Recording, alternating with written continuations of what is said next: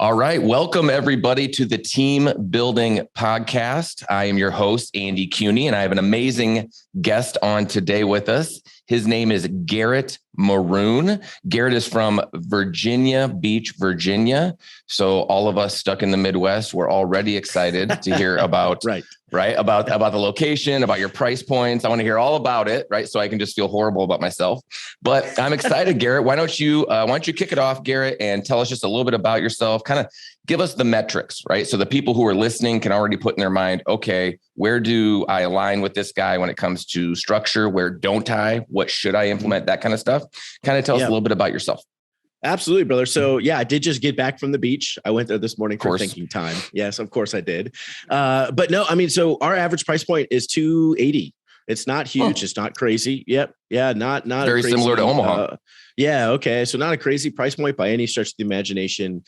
So yeah, my team. So I've intentionally gone really lean right now. So my team is literally one full-time agent, one director of operations, and two interns. They do everything. I spend eight-ish hours a week in that business. We're 100% referral. We have been since I began 8 years ago. And I just let my agent do everything. So he's on track to do 115 deals this year. Many of them are from me, of course, right? But last year, in his first full year, did 100.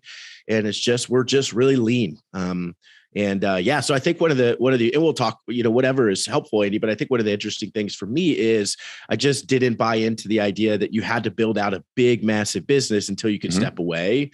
I just didn't want to wait that long, to be honest. I wanted to go do other things. Right. So I'm telling you, a lot of ears just perked up. They're like, go on. Right. Yeah, right. Exactly. So I just, I stepped out, at the beginning of this year, I stepped out. Last year, I stepped out of buyers. Beginning of this year, said, I'm just out completely. And I'm going to let my agent do what he does, and I'm going to let my ops person do what she does. And, I'm here when you guys need me, and I'll lead generate, but that's it.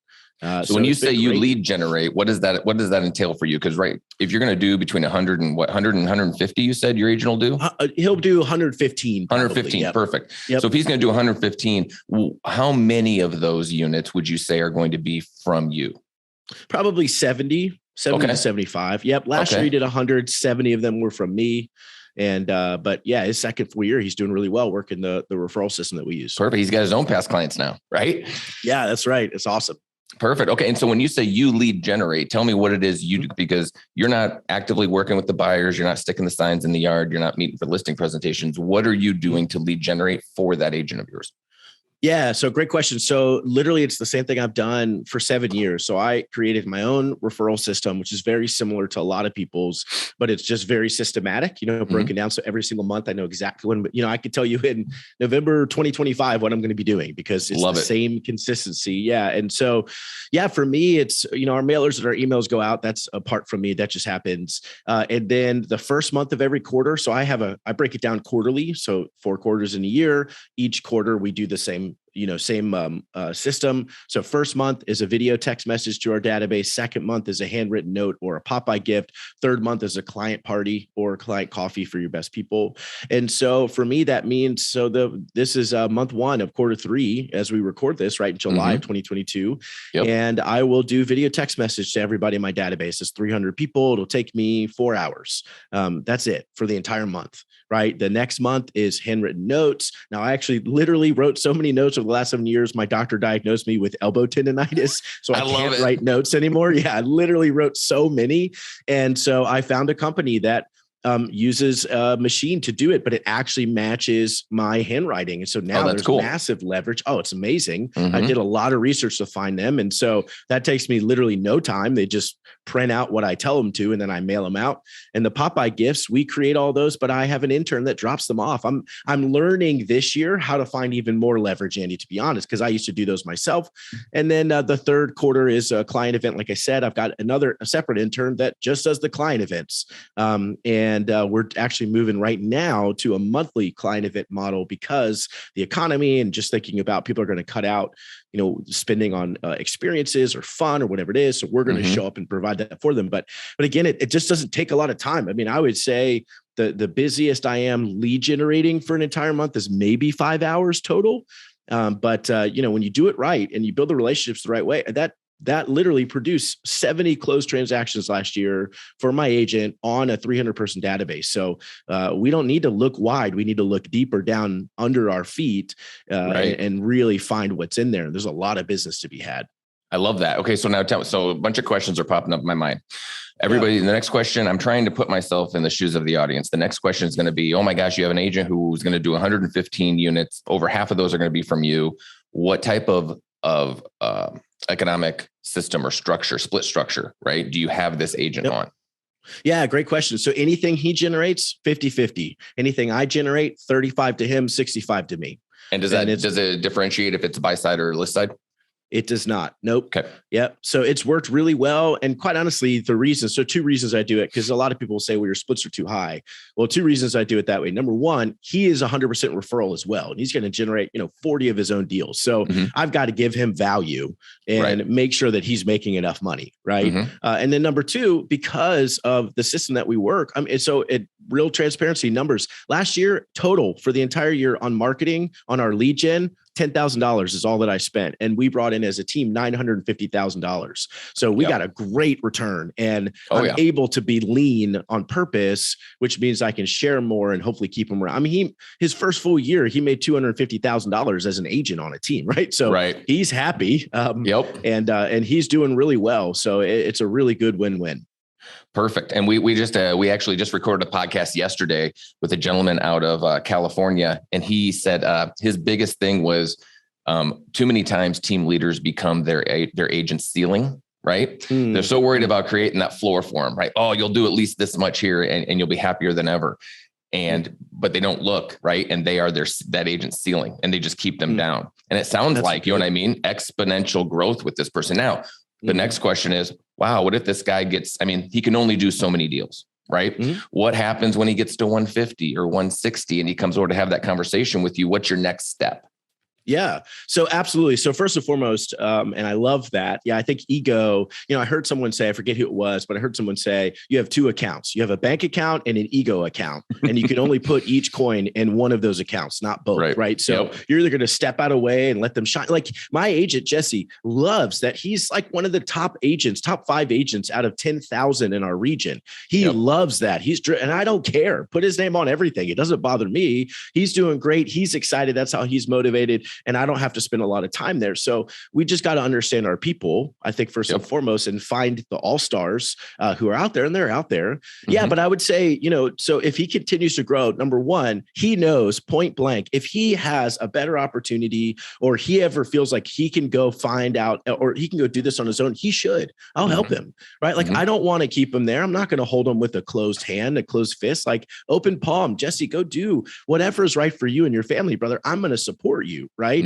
I think the reality is that so many times as agents, we try to be the king, and instead it's really good to be the kingmaker, right? Exactly. Or the queen maker. And so for me, if he leaves, which I hope he doesn't, because he's leverage for me, but we're massive leverage for him too, right? So he's got a good gig, and a good agent on a team doesn't care about splits. They care about their leads and how much money they're going to make, right? So he doesn't really care what the repeat that last part. Yeah. Good agents don't care about what? The good agents don't care about splits. They care about how many leads and how much money they're going to make. Thank you. I'm getting it put on a t-shirt, right? Agents talk about split. Business owners talk about net. Like if I swear I say that 7 times a day. That's so true. And sorry, my dog was barking, but no, you're good. I mean, that's he agrees. He agrees. Absolutely. But that's a totally accurate statement, and Jesse has come a long way. He was brand new. I found him. He was working another job, brought him into the business, which I think creates loyalty as well. Right. But certainly he was making $40,000 a year. His first half year with me made 110, and he didn't even know about splits. Right. The people that come to me and say, well, what are your splits? And I tell them, and they're like, well, I can get a better split over here. I'm going to go to that team. I'll say, great, go for it. That's not who I'm looking for anyways. Because we're going to do it this way. So as he continues to grow, Jesse can absolutely either leave, or we've already had a lot of conversations on what's your max breaking point, right? Like, what do you really want to do? We talk about that literally every week. How's your family life? He fishes 3 times a week. So are you getting enough fishing in? How's your capacity, right? We're having those questions. And are you still willing to just crush it? Or do you want to slow down? I can go find another agent. We can just go hire you a full-time showing assistant. So he's got a lot of skills that can continue continue to help us level up. And if he doesn't want to, that's okay. I'm also giving him opportunities, for example, finding him other opportunities. He owns part of my JV for my insurance or for my title JV. So I gave him that. Right. Yep. I'm going to start another business with the contractor. I'm going to let him be an owner of that. Right. So I'm creating ways for it to be sticky where he can go do his own thing, but he's making 250 to 300 as a salesperson with me. Plus I'm just bringing him opportunities that he wouldn't have had. So it's totally okay if he wants to go. I don't think he will anytime soon, but if he does, that's my selling point to the next person. Who wants to be the next Jesse? I can help. Who wants to have that problem, right? Who wants to have that problem? Yeah, right. It all sounds very familiar. I remember I started out, I was making like 50K. And like, what is this? God, 12 years ago now. And I started meeting with, and I met with Jeff, and then it just exponentially grew, right? 120, 200, 260, right? And it just kept going up to the point where it was like, man, this is a grind to do just enough transactions, especially at our price point, right? To do enough transactions to get to that money. And then you start thinking about, I want to buy back my time. And what's that going to cost? And we talked about on a previous podcast about how you got to create, right, a world big enough so that the people within your world can reach their dreams. And once you become their ceiling, so that of course has led to opportunities, right? And so now I'm partnered with Jeff. Instead of being Jeff's agent, I'm partnered with Jeff on multiple companies, right? And that's the thing that I think leaders sometimes forget. Sometimes the leaders go as far as they want and they don't want to get any bigger, right? Which is absolutely okay. But they also want to hold with an iron fist too, right? And they want to blame the people beneath them. So I love the attitude. I'm excited. Dana, make sure the record button's going on because I'm hearing all the things I like to hear. Oh, it's on. Perfect. Okay. So this is great. So now the other thing I wanted to talk about really quick is you said you had an ops person and two interns. Where did you find your ops person? What do they do for you? And if you don't mind, would you be willing to share how much you pay them? Yeah, absolutely. So my director of operations, I actually found her. She was new to our church and met with her. She was super sharp, super motivated. So I'm Keller Williams. I think you are too. I went through the KPA career visioning process with her, understood her personality, what drives her right. She just matched very well. She actually started as a hybrid TC and showing assistant for me when I was just out on my own and didn't have another agent. She's just continued to work her way up because she just fits operationally really well. So she builds all my systems right now. So because of what's coming, in the economy and trying to be really wise as a business owner, 4 weeks ago, I fired two people, two operational people, two admin, because they just weren't all stars. And quite honestly, I realized that, they're not talented. They're just not talented in the role that I had for them. Right. Doesn't make them bad people. Just makes them not the right people for your environment. Absolutely. And if I can't move the needle with them, it just doesn't make sense. And I held on too long too, but I just got to the point where, okay, I only want to spend time with all stars, and it's not a prideful thing. It's just, that's who I can move the needle with. And that's, I'd rather have a really small, powerful team than something big. So Casey is my director of operations. She runs all of the operational side. She starts so I'm trying to career vision people consistently once a week just to build a bench, get to know people, right? And go through that process with them. And then she starts that process for me. So she's also involved in the HR part of it. Okay. And then she runs all the transactions. So she does all of that. And then she oversees our two interns. So one of the interns is mostly a runner for us. The other intern, like I said, does parties and client events, sometimes some social media posts, which we don't really do that much of. But I've leveraged Casey and then leveraged Casey out to these two interns to do things that Casey shouldn't be spending her time doing. So Casey makes $65,000 a year. That's her salary. We just increased it. And then she receives a 5% bonus on any business that I have that makes profit, right? So not just the team, any business, because I pull her into lots of different things. Sure. And I want her to be motivated for me to stay focused on other areas as well and do a great job in my real estate team so I can focus in other ways. So 65, she's paid very well. And quite honestly, she's worth every penny of that. Perfect. And I love that you have one operations manager who also handles transaction coordination, and you're going to be doing over 100 units a year. We hear from people all the time and they're like, you know what? How many admin do you have? Oh, I have 4 transaction coordinators. Great. How many transactions are you guys going to do? We're going to do 150. And we're like, whoa. Right. Wow. And I love, but I think it goes back to what you said, right? They don't have rock stars. If you have somebody who can move the needle, like you said, right, they can handle this. We used to do, I think at our largest, we were like 740 units, and we had two and a half transaction coordinators. Yeah. That's right. Awesome. But you got to have the right people. And believe me, we went through a lot of people that weren't the right people before you find the right ones. And then you pay them well. Right. Like Gary Keller says, when you find a LeBron James, you pay a LeBron James, right? You pay them. Yeah. So I love that. Okay. Now, the next one is interns. And so one of the things that I talk about all the time, and I try and tell a lot of our ERS clients, right, when we're training them, the team leaders, and they say, where can I find they feel like they need to have a transaction coordinator, an ops person, a success manager, a social media person, right? All of these things. And I say, you know what? And then they want to go pay them $40,000 or $50,000 a year. And then they want to know why they're not profitable. Right. And obviously you're one of the main points you've been making all podcast long is being about lean, right? Lean all the way through. Yeah. And I always tell them, when you're recruiting, you're also trying to recruit talent, not just agents. And every single one of them, there isn't a city out here that doesn't have a university in it, right? Or a college. You go down there, you talk to the dean of marketing or business, and you say, hey, this is what I'm looking for. Who do you think might be a good fit? Do you have 3 or 4 names I could interview? And you find yourself an intern, right? That's how we've found so many of the people who are part of our world right now. And so give us a little bit of a story about how did you find your interns? Yeah. So you're absolutely 100% right on all of those things. And I definitely agree in being a lean business, having a lean database, other than my personal body being lean, I agree that everything else should be lean, right? Right there with you, brother. Yes, absolutely. Donuts are too good. I'm not going to be that lean, but yeah. So I would say for interns, so one of them was a 17-year-old from our church who was trying to make money, willing to drive around, had free time. She's homeschooled. Great. Do you want to run around and drop signs and do this and that? Absolutely. It's $20 an hour. Great.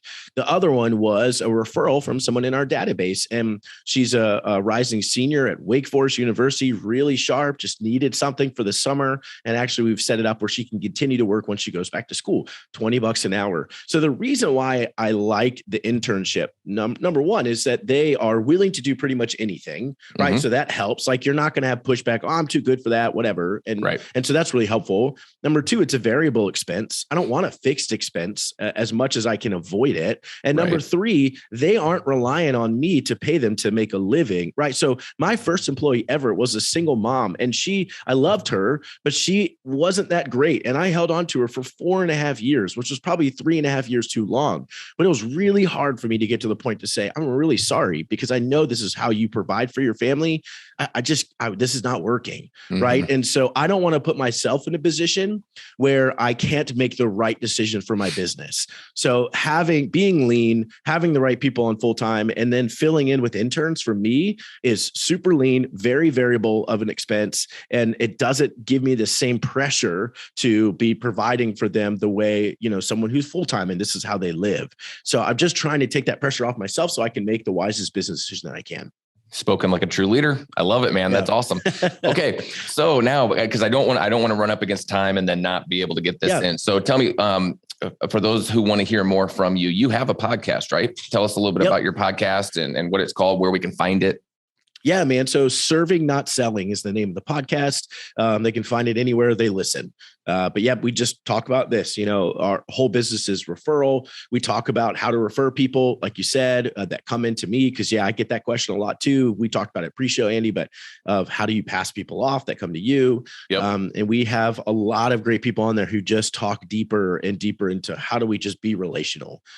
Because I think especially as you know, Andy, especially in the market, the way it is, people are going to tighten their circle of trust. And we need to be one of those people if we're going to survive and thrive when we bounce back. Absolutely. And we've been trying to push this, and obviously like everything else, right? It goes slow until there's pain.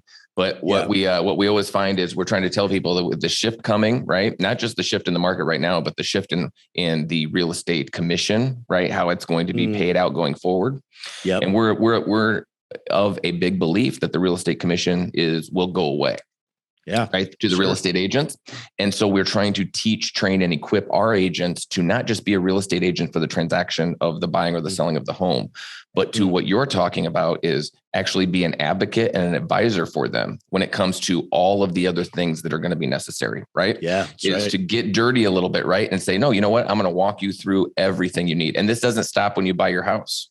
right? Now I reach out to you just like you do, right? On a monthly, quarterly basis to make sure that all the other things, insurance, right?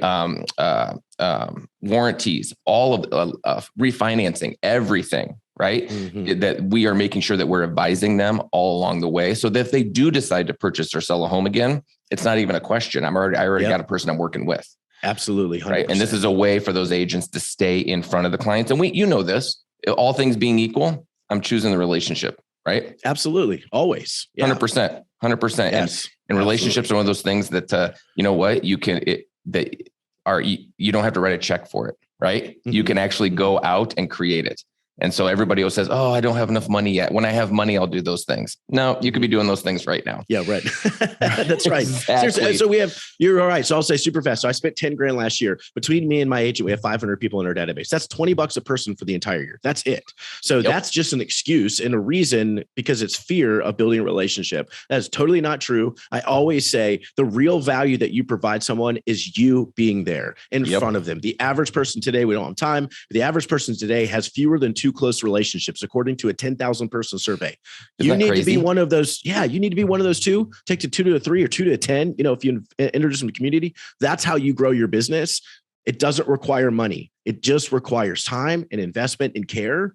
Yeah. And you're going to be fine. We just overcomplicate relationships. There you go. And that's a great point to end it on. We do. But you know what? I will say this. I think at some point we overcomplicate things, but we do it because we self-sabotage. Because there's safety in not having to grow.